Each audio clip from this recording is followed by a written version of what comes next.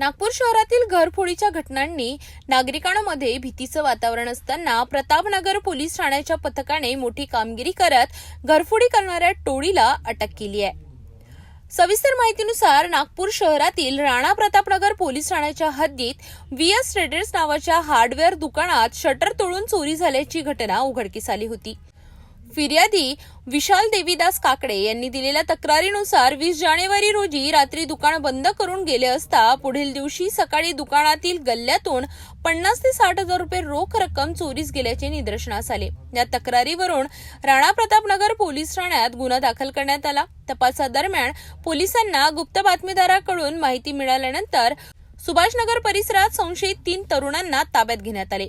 चौकशीत आरोपींकडून रोख रक्कम, स्प्लेंडर दुचाकी, विविध मोबाईल फोन, लॅपटॉप असा एकूण 3,90,500 रुपयांचा मुद्देमाल जप्त करण्यात आला।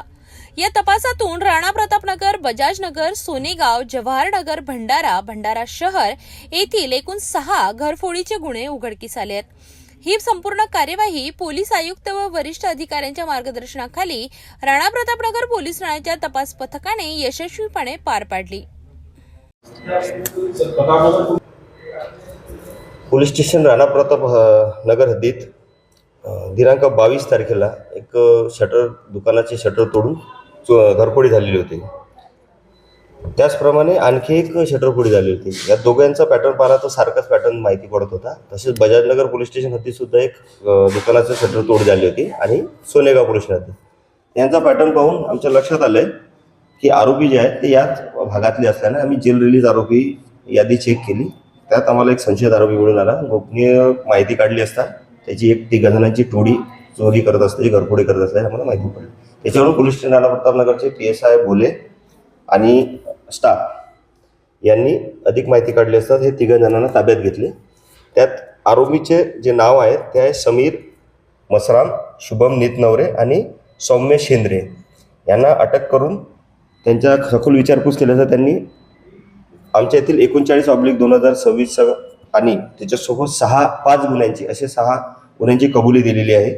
त्याप्रमाणे आम्ही 3,90,000 रुपयाचा मुद्देमाल जप्ती केलेला आहे।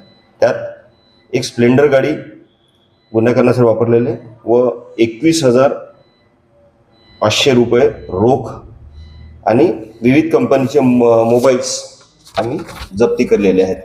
सदरची कामगिरी जी आहे माननीय पोलीस उपायुक्त साहेब परिमंडळ क्रमांक 1 श्री रेड्डी सर व सहाय्यक पोलीस आयुक्त साहेब श्री गुरव सर यांच्या मार्गदर्शनाखाली तपास पथकांनी राणा प्रतापनगरच्या तपास पथकांनी कामगिरी केली आहे।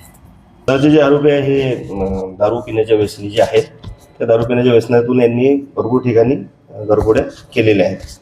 त्यामध्ये भंडारा जिल्ह्यातल्या पण 2 घरफोड्या आहेत आणि जे सोनेगाव विभागातले 3 पोलीस स्टेशन त्यांनी घरफोडी केलेली आहे।